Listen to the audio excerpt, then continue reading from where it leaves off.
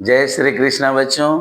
आज मैं class 9th का बड़ा ही इम्पोर्टेंट थ्योरम पढ़ाने जा रहा हूँ, जिसकी पंक्ति का बोल है मध्य बिंदु प्रमेय का विलोम। चूंकि मध्य बिंदु प्रमेय मैं बहुत पहले पढ़ा चुका हूँ, इसलिए मध्य बिंदु प्रमेय का विलोम जो निश्चित रूप से क्लास 10th और क्लास 9th दोनों के लिए इम्पोर्टेंट है, आज मैं बता रहा हूँ। क्लास 9th की कुछ बच्चियां जो माइलस्टोन में पढ़ती हैं, वो लोग हमारा साथ भी दे रही हैं, वो लोग देखती भी हैं, और इसी तरह से और भी बच्चे अगर देख के सीखेंगे तो बहुत अच्छी बात है।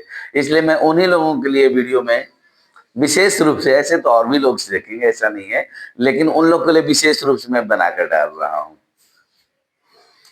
तो सबसे पहले मैं उसका कथन बता देता हूँ।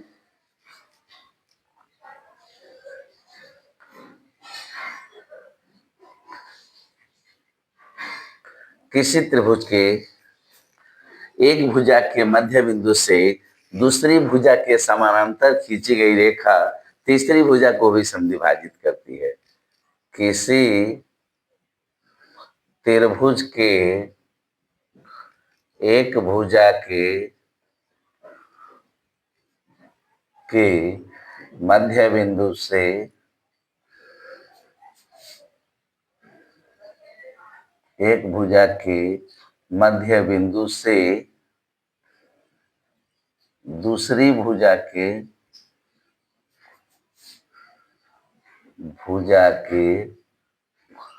समानांतर खींची गई रेखा तीसरी भुजा को भी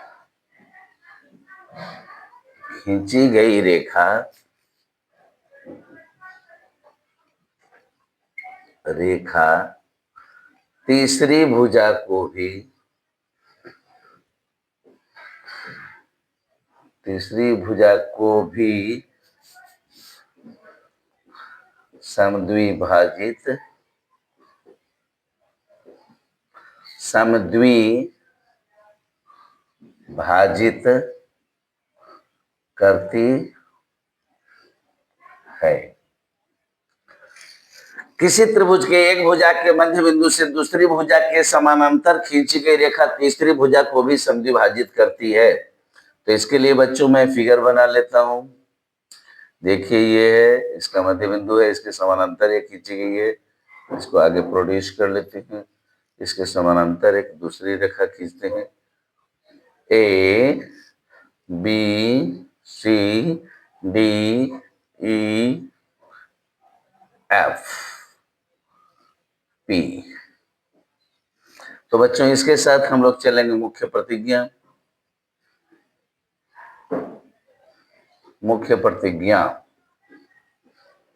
दिया हुआ है कि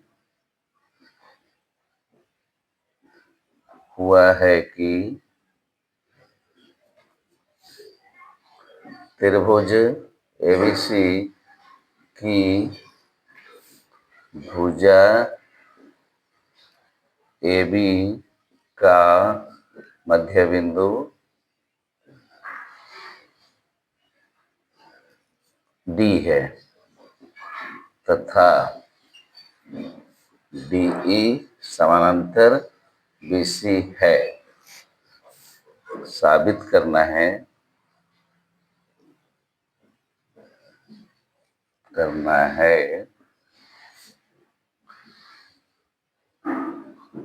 बिंदु E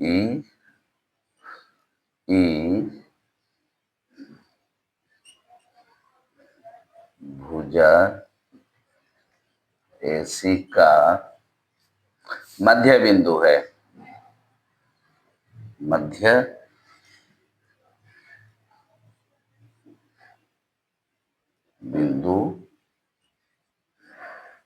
है। रचना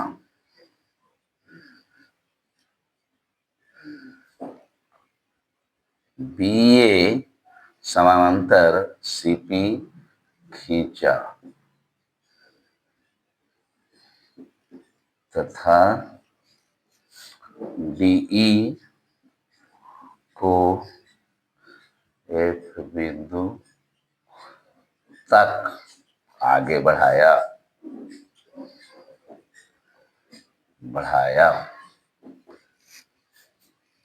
प्रमाण बच्चों, त्रिभुज चतुर्भुज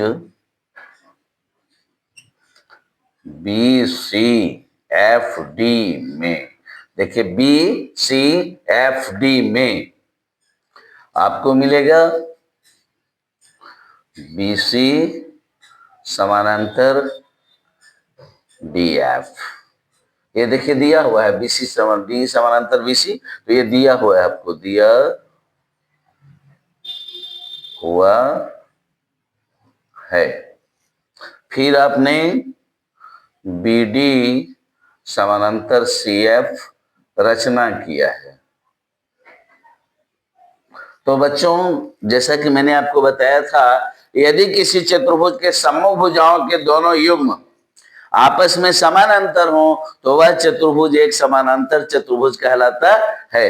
इसलिए देखिए ये इसके समानांतर है और ये इसके समानांतर है, इसलिए चतुर्भुज बी सी एफ डी एक समांतर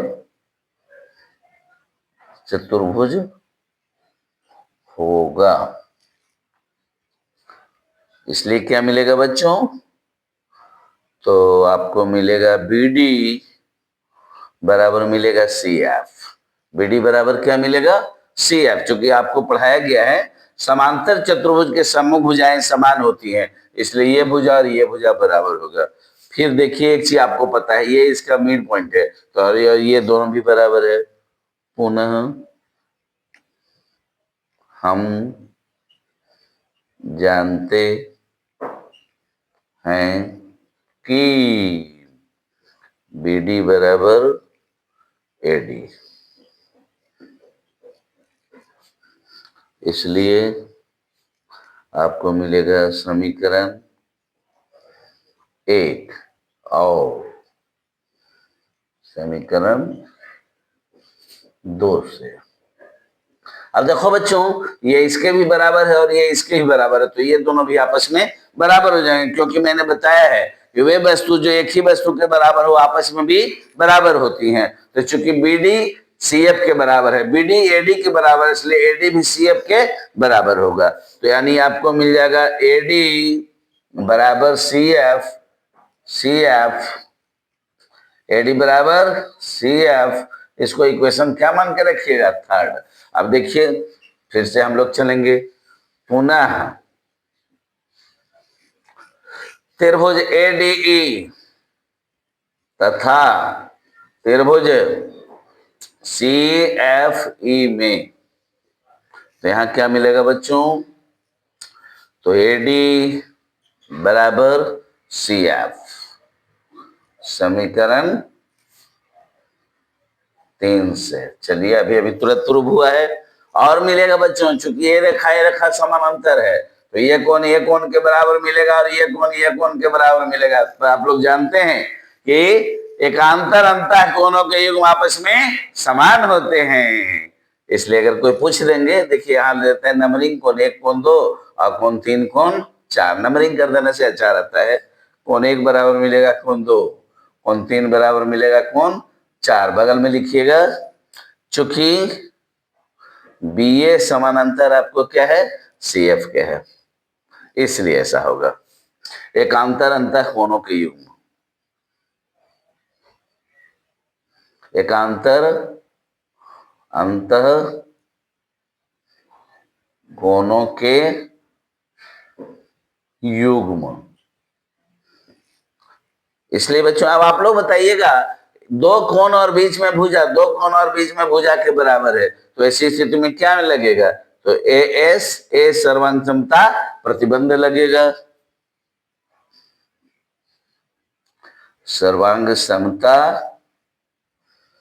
प्रतिबंध से त्रिभुज ए डी ई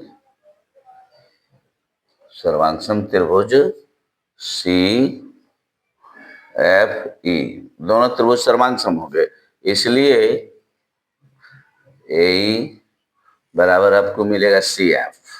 क्योंकि समान कोण के सामने की भुजाएं भी तो 3 बराबर 4 है, तो 3 के सामने यही है, 4 के सामने CF है, तो यही बराबर CF। बगल में लिखेंगे CP CT से आपको ये भी हो गया बच्चों। इसलिए आपको मिलेगा बिंदु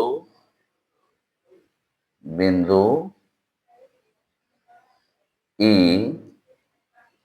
AC का मध्य बिंदु है। अब बगल में क्या लिख देंगे बच्चों, प्रूव्ड। तो इस तरह से आपका ये थ्योरम भी प्रूव्ड हो गया। एक बार अच्छा से शुरू से समझ लीजिए।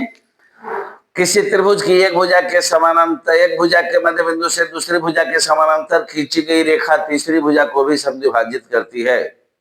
जिसके त्रिभुज एबीसी बना लिया, जिसकी भुजा AB का मध्य बिंदु D है और DE समानांतर BC है, तो दिखाना है कि बिंदु A भुजा AC का भी मध्य बिंदु होगा, जो आपको मुख्य प्रतिज्ञा में लिखा हुआ है।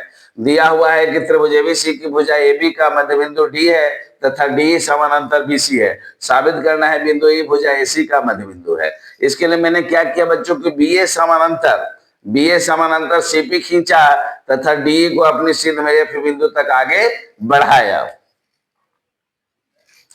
प्रमाण त्रिभुज, देखिए एक चतुर्भुज है BCFD, इसमें BC समानांतर FD है और BD समानांतर CF है। तो ये तो दिया हुआ है, ये आपने रचना किया है। तो एक थ्योरी मैंने पढ़ाया है, जिस चतुर्भुज के सम्मुख भुजाओं के दोनों युग्म आपस में समानांतर हो वह चतुर्भुज एक समांतर चतुर्भुज होता है। इसलिए चतुर्भुज BCFD एक समानांतर चतुर्भुज हो गया। इसलिए BD बराबर आपको मिलेगा CF, क्योंकि समांतर चतुर्भुज के सम्मुख भुजाओं के युग्म समान होते हैं। अब देखिए पहले से D मध्य बिंदु दिया हुआ था, तो AD बराबर BD ये आपको दिया हुआ था। चूंकि BD दोनों में कॉमन हो गया, इसे CF बराबर क्या हो जाएगा, AD बराबर CF, समीकरण 3 आ गया। अब चलेंगे त्रिभुज AD तथा त्रिभुज CFE में, तो कोण 1 बराबर कोण 2 और कोण 3 बराबर कोण 4 मिलेगा। एक अंतर अंतर है कोणों के युग्म से, और AD बराबर CF आपने अभी अभी प्रूव किया है। इसलिए दो कोण बीच की भुजा बराबर मिल रही है। तो ASA सर्वांग क्षमता प्रतिबंध से हम कह सकते हैं कि त्रिभुज ADE सर्वांग त्रिभुज CFE। इसलिए AE बराबर CF, AE बराबर C, आपको यही आपको प्रूव करना था। AE बराबर C, CPCT से हो गया, क्योंकि समान कोण के सामने की भुजाएं भी समान होती हैं। अतः बिंदु E भुजा AC का क्या हो गया, मध्य बिंदु। यही आपको प्रूव करना था। तो बड़ा ही इंपॉर्टेंट थ्योरम है बच्चों, अच्छी तरह से लिख करके एक बार दो बार अच्छा से सीख लीजिएगा। जय श्री कृष्णा।